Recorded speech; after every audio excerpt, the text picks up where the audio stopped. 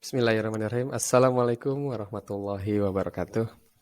Selamat datang kembali di mata kuliah pengembangan pusat sumber belajar di jurusan MPI STIT Fathahilah. Baik Bapak Ibu, khususnya untuk mahasiswa MPI semester 6 di STIT Fathahilah. Sebelumnya saya ingin mengucapkan permohonan maaf karena mata kuliah kuliah pengganti kita tidak bisa secara tatap muka secara langsung, secara tatap layar secara langsung, tapi diganti menjadi secara asinkronus melalui video YouTube ini, gitu ya. Namun mudah-mudahan tidak mengurangi semangat dan tidak mengurangi materi yang akan disampaikan ya, gitu ya. Mudah-mudahan materi yang disampaikan melalui YouTube ini atau melalui video ini tetap bisa sampai ke Bapak Ibu semua dan menjadi suplemen bagi Bapak Ibu untuk mempelajari tentang pengembangan pusat sumber belajar. Baik Bapak Ibu, sekali lagi mohon maaf ya. Karena kemarin ada kegiatan di Disdik untuk kegiatan coaching klinik tentang guru penggerak, sorry. Oke, kita lanjutkan. Nah, di perkuliahan kita di pertemuan ini kita akan mempelajari tentang perkembangan pusat sumber belajar, ya, khususnya perkembangan pusat sumber belajar di Amerika dan di Indonesia tentunya, gitu. Jadi kita akan melihat sejarah atau timeline, ya, garis waktu, mengulas kembali ke belakang awal mula pusat sumber belajar ini ada gitu ya, atau dikembangkannya seperti apa. Oke, kita lanjut saja. Yang pertama tentang perkembangan pusat sumber belajar. Ini secara umum terlebih dahulu, awal mula dikenalnya PSB. Eksistensi PSB berawal di perguruan tinggi sebetulnya, di LPTK, yang menyelenggarakan pembelajaran dengan sistem modul menggunakan pendekatan CBSA. Jadi dengan pendekatan modul, pendekatan pembelajarnya cara belajar siswa aktif gitu ya. Karena pengen siswanya aktif, maka ya mulailah eksis PSB ini gitu. Selain itu mungkin tidak banyak yang mengenal PSB secara mendalam kecuali mahasiswa atau peserta didik di teknologi pendidikan, baik S1 ataupun S2 melalui mata kuliah pengembangan pusat sumber belajar. Nah, jadi sebetulnya mata kuliah ini awalnya dikenalkannya itu khusus untuk mahasiswa teknologi pendidikan gitu ya, baik S1 ataupun S2. Namun seiring berkembangnya waktu, ya seiring berkembangnya tentang pembelajaran, kurikulum, dan seterusnya, maka pengembangan pusat sumber belajar ini juga diajarkan di jurusan-jurusan pendidikan yang lain. Nah, mungkin sekarang kita masuk di MPI ya, Manajemen Pendidikan Islam gitu. Di STIT ini juga akhirnya muncul tentang pengembangan pusat sumber belajar. Yang jujur ketika saya juga kuliah baik S1 pun S2 kemarin belum mempelajari di tahun 2007 gitu ya. Mungkin ya ini seiring berjalannya waktu akhirnya dirasa perlu gitu ya tentang pengembangan pusat sumber belajar. Jadi di 2007 sampai 2000 berapa ya? 2012 itu belum ada kalau nggak salah saya. Gitu. Jadi awal mulanya khususnya ya, awalnya seperti itu. Ini mah awal secara umum. Jadi PSB itu dikenal di tataran mahasiswa Tekpen gitu ya. Nah, lanjut tentang perkembangan PSB di negara lain gitu ya. Di buku atau di modul yang sudah saya kirim di Google Classroom ya, juga ini sudah dibahas gitu ya. Bahwa perkembangan PSB di negara lain gitu ya. Awalnya PSB di negara maju ini ternyata perkembangannya berbeda dengan apa yang terjadi di tanah air. PSB hadir di sekolah dan di perguruan tinggi di luar negeri ya, sudah sejak lama dan telah berkembang sangat pesat.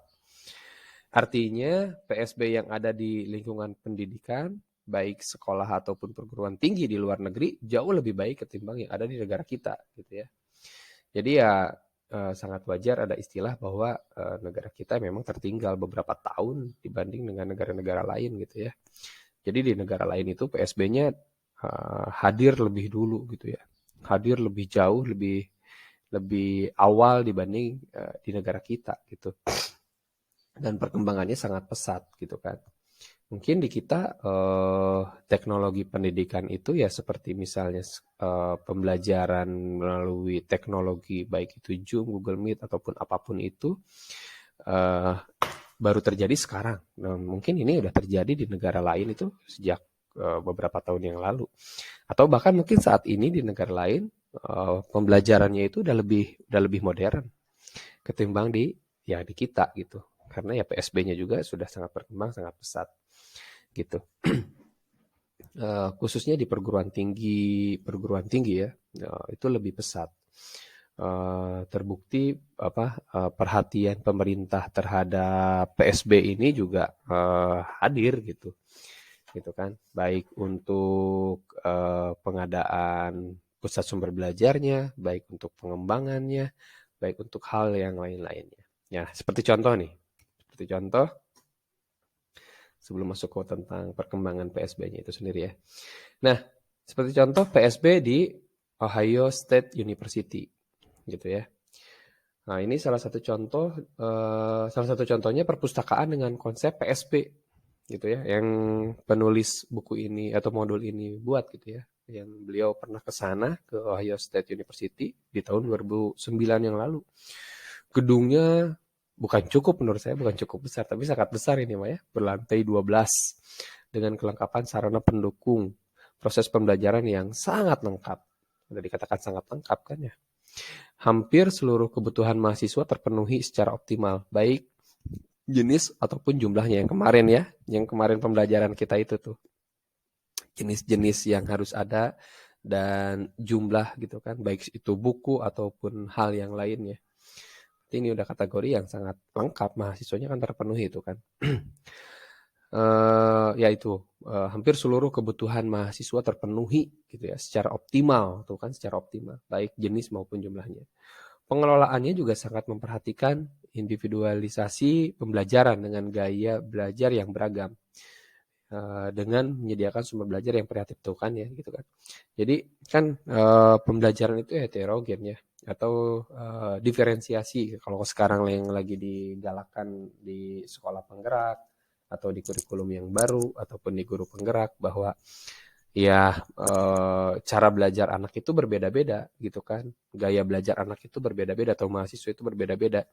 Ada yang lebih suka secara visual, ada yang lebih suka secara audio, ada yang lebih suka secara kinetis, ada yang lebih suka secara audio dan visual mungkin ya. Jadi cara belajar anak berbeda-beda, dan PSB di Ohio State University ini ya ini udah menyediakan untuk gaya belajar yang beragam gitu ya. Jadi ya ini udah super duper lengkap gitu. Dan ya di kita sepertinya ada ya di UGM atau di UI gitu kan. Cuman ya belum merata di seluruh universitas atau bahkan sekolah gitu kan. Sekolah ini bahkan lebih sulit gitu. Gitu. Jadi di negara lain bisa menjadi contoh, salah satunya adalah PSB di Ohio State University. Oke, sekarang kita masuk ke yang paling inti, yaitu tentang perkembangan PSB di Amerika Serikat. Gitu. Nah, PSB di Amerika Serikat ini berawal sejak tahun 1920-an gitu kan. Jadi awal mulanya itu mulai di saat itu gitu. Dimulai ketika diterapkannya laboratorium sistem Bell gitu kan. Sebetulnya ini inspirasinya pada tahun 1926 ada film yang beraudio gitu, memicu revolusi industri untuk sistem penerapannya di dunia pendidikan. Jadi perkembangannya berawal dari awalnya kan film cuman visual doang mungkin ya pada saat itu di Amerika. Kemudian ada film yang beraudio dan seterusnya lah. Terus ada revolusi industri pada saat itu, dimulai revolusi industri pada saat itu. Kemudian dimulailah ada laboratorium sistem Bell di awal 1920-an. Sehingga perkembangan ini juga membawa pengaruh yang cukup kuat kan untuk memunculkan ide-ide baru dalam pengembangan PSB di lingkungan pendidikan gitu. Karena pada saat itu ada ada kekrisisan baik di segi ekonomi ataupun sosial gitu kan yang terjadi di seluruh dunia gitu. Kemudian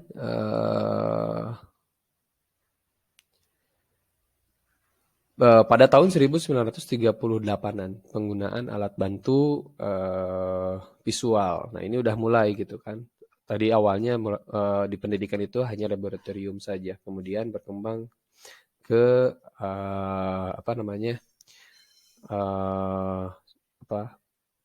penggunaan alat bantu visual. Ya, meskipun hanya untuk membaca untuk membaca aja gitu kan, slide per slide gitu kan. Penelitian itu menyelidiki penggunaan teknik visual yang terdiri dari persiapan slide yang berisi teks cerita atau kalimat sederhana yang digunakan untuk mengajar awal membaca di kelas 1 gitu. Meskipun itu, tapi kan itu udah mulai awal perkembangan PSB gitu kan. Dan berdasarkan temuan ini juga disimpulkan bahwa peningkatan yang cukup baik. Jadi ada peningkatan yang cukup baik dalam capaian hasil belajar gitu kan. Jadi ya memicu juga ke hasil belajar kan. Ketika PSB itu ada peningkatan, ya terbukti gitu kan. Di sini gitu di Amerika pada tahun 1938-an ada peningkatan juga di capaian hasil belajar gitu kan. Sehingga muncullah harapan besar ketika penggunaan media ini ya menggantikan prosedur tradisional menjadi ya sedikit demi sedikit menjadi lebih modern pada saat itu ya, mungkin modern pada saat itu seperti itu. Nah, kemudian di tahun 40-an gitu kan muncul konsep gaya belajar gitu kan. Alford menyarankan konsep gaya belajar sebagai konsistensi dan pola perilaku ekspresif individu itu terwujud dalam melakukan berbagai jenis kegiatan. Dan di sini bukan di kita diferensiasi cara belajar itu baru sekarang, di mereka gaya belajar dengan berbagai kegiatan itu idenya sudah ada sejak 1940-an. Terbukti gitu ya, kita tertinggal berapa puluh tahun tuh berarti. Ya, Alford sudah ada ide itu di Amerika itu sejak tahun 40-an gitu. Di kita baru mulai digalakan lagi ya sekarang gitu kan. Tentang diferensiasi pembelajaran gitu. Ya mungkin dulu-dulu juga ada sih pada saat CBSA atau kurikulum yang lain ya, saya nggak mengalami. Tapi ini baru digalakan kembali sekarang. Kemudian pada tahun 1950-an pengembangan satu disiplin ilmu yang disebut ilmu pendidikan gitu kan. Nah, mulailah muncul ada tentang ilmu pendidikannya gitu. Tadi kan cuma memunculkan ide gaya belajarnya saja. Nah, di tahun 1950-an ini digagas sebuah disiplin ilmu ya ilmu tentang pendidikan gitu. Ilmu tentang pendidikan khusus gitu kan. Kegiatan utamanya adalah penelitian yang mengarah ke perumusan konsep gaya belajar kognitif dan prosedur pemetaan kognitif. Jadi arahnya masih ke kognitif sih ya. Nanti mungkin seiring berjalannya waktu baru ke keterampilan dan ke sikap gitu. Namun ya pada saat itu di Amerika pada tahun 1950-an udah ada ilmu tentang kependidikan, ilmu pendidikan gitu ya. Gitu. Kemudian pada tahun 1960-an pengembangan PSB yang lebih komprehensif dan integratif. Perlengkapan audiovisual, ada perlengkapan audiovisual yang baru ke sekolah gitu kan. Kemudian peningkatan fasilitas perpustakaan, perluasan laboratorium, membaca dan pengembangan pusat-pusat pembelajaran. Jadi mulai digelontorkannya dana tuh kalau nggak salah pada saat itu. Karena udah selesai Perang Dunia Kedua kan ya kalau nggak salah. Dan kemudian pemerintah atau liberal apa ya namanya di Amerika itu saya lupa. Jadi kan sistem pemerintahannya bukan seperti kita republik kan federasi gitu ya, federasi. Nah, berupa seperti itu kan kalau di Amerika Serikat, yang lainnya negara bagian. Nah, mungkin pada tahun itu digelontorkan dana yang cukup luar biasa lah gitu kan pada tahun itu gitu. Pada tahun 1960-an untuk kegiatan-kegiatan PSB itu ya gitu. Gitu. Jadi ada kemajuan yang dramatis dalam teknologi dan perubahan besar dalam sosial dipicu oleh ya ini pemicunya ada undang-undang hak sipil, gerakan feminis, dan pentingnya moralitas dalam lingkungan pendidikan. Sehingga ya ada peningkatan yang signifikan terhadap kualitas dan kuantitas mungkin dari segi anggaran pun untuk pendidikan gitu ya. Jadi banyak tuh pengembangannya, baik perpustakaan, laboratorium, ataupun perlengkapan audiovisual yang tadi disebutkan. Gitu. Kemudian, ya ini udah mau mendekati ke akhir nih. Perkembangan PSP di Amerika Serikat di tahun 1970-an. Ya, mulai dibanjiri bahan media yang berkualitas pada saat itu. Karena tahun 60-an mulai digelontorkan dana yang cukup besar gitu kan, ada perubahan terhadap pendidikan. Mungkin seiring berjalannya waktu pada tahun 1970-an digalakanlah media-media bahan ajar gitu ya, yang berkualitas tentunya. Gitu kan, multi level dan bahan keterampilan khusus serta mesin mengajar, pembelajaran berbantuan komputer. Itu kan udah ada komputer pada saat itu mungkin ya di Amerika.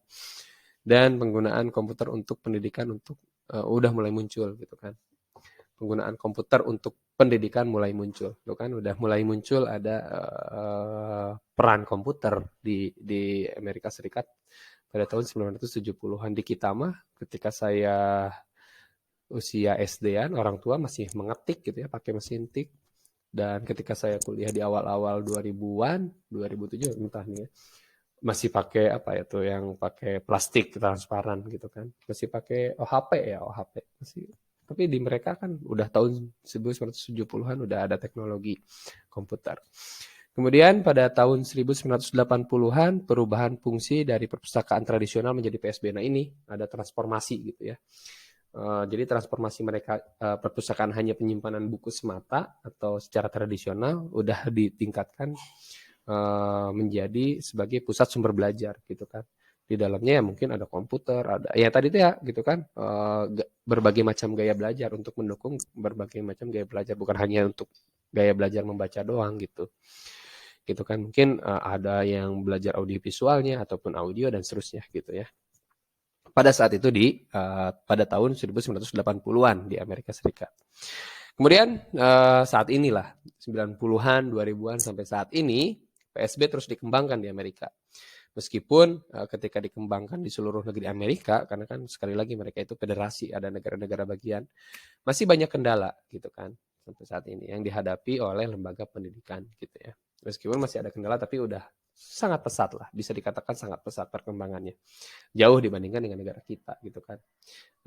Terbukti hal yang tadi disebutkan ketika teknologi komputer, HP dan seterusnya, kita tertinggal, termasuk diferensiasi belajar, itu udah kita tertinggal cukup jauh gitu kan. Jadi intinya di Amerika sudah sangat pesat lah, kurang lebihnya seperti itu.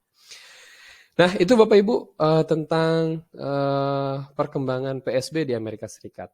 Nah, agar saya juga nggak menjelaskannya nggak terlalu lama, biar nggak bosan, makanya kita lanjutnya itu ke Indonesianya belum ke penugasan ya. Ini dulu lah, conclusion.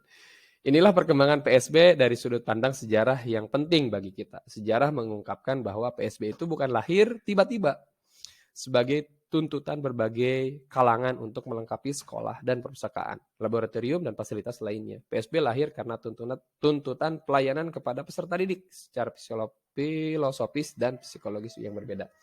Ya itu intinya gitu ya. Jadi ketika kita tadi belajar tentang sejarah, itu kan sejarah pendidikan di Amerika, sejarah PSB di Amerika Serikat.